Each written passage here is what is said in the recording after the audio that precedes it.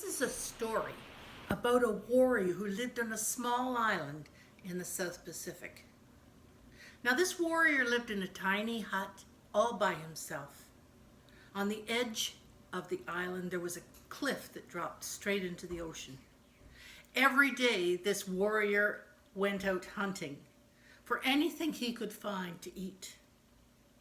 Now, this particular morning, this warrior was out hunting for birds. He trudged into the jungle,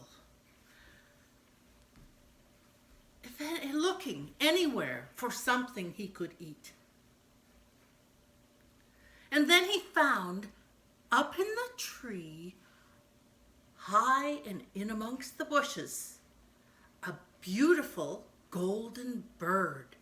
And he thought, this is the bird I'm having for my supper tonight. And he pulled out an arrow and he put it in its sheath and he aimed really carefully and he lined it up and he let it do it. But just as that arrow was about to hit the bird flew to another tree.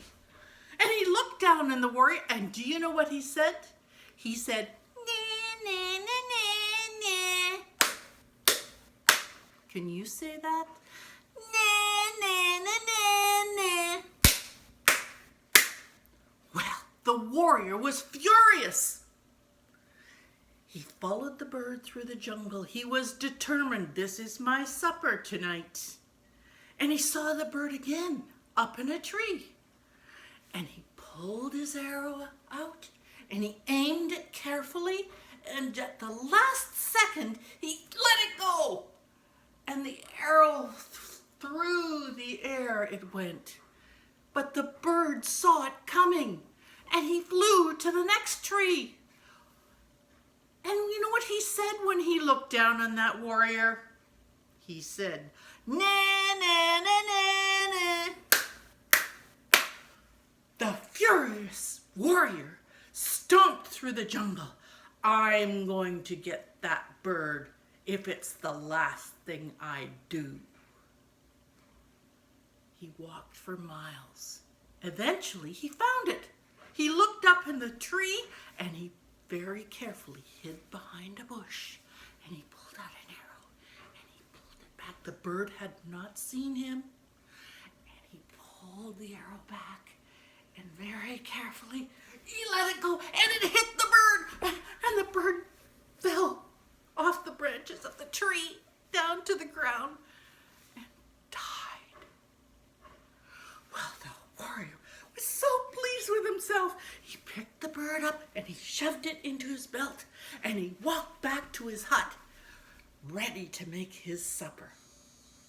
He got into the hut, and he stoked the fire and he put a big heavy pot onto the fire, filled it with water and lots of veggies. Then he went over to the counter where the dead bird lay. He took out a big knife and he went, I'll get you this time. You're never going to mock me again. And he went and cut the bird into 20 pieces. And then he took the carving board over to the fire and put the pieces in the pot. And then he took a big lid and put it on top of the pot. There! I will never have to listen to you again. So he went about his business, humming happily to himself. He was going to have a great supper tonight. And all of a sudden, he thought he heard a strange noise. It went something like this.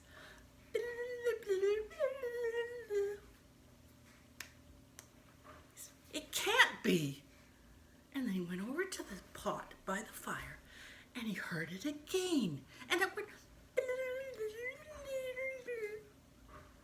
And he said, that's it.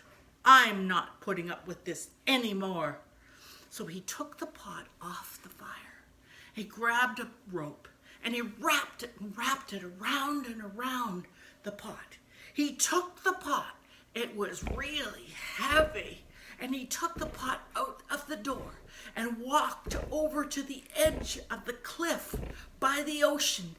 And he went, 1, 2, 3. And very slowly, the pot went to the bottom of the ocean. And there it sat on the floor of the ocean. Well, time went by, and the waves went back and forth.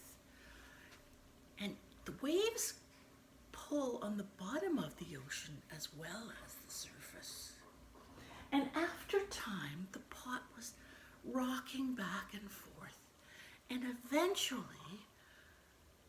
the rope started coming off the pot. It went back and forth and back and forth. The rope frayed and came off. The lid fell off.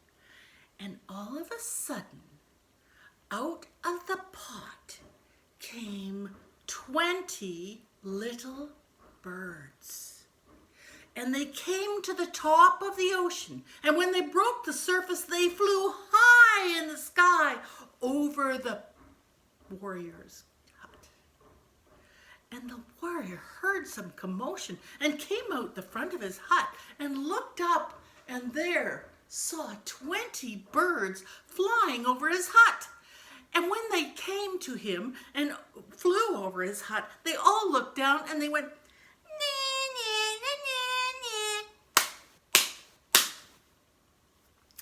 and that's the story of the golden bird of freedom.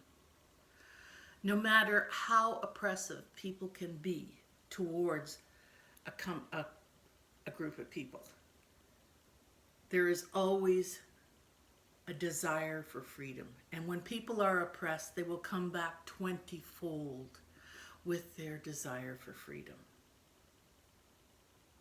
Share this story with others. I've been sharing it for 30 years now. And I'm happy to say that many people, I hope, are retelling it throughout the world. I hope you will too.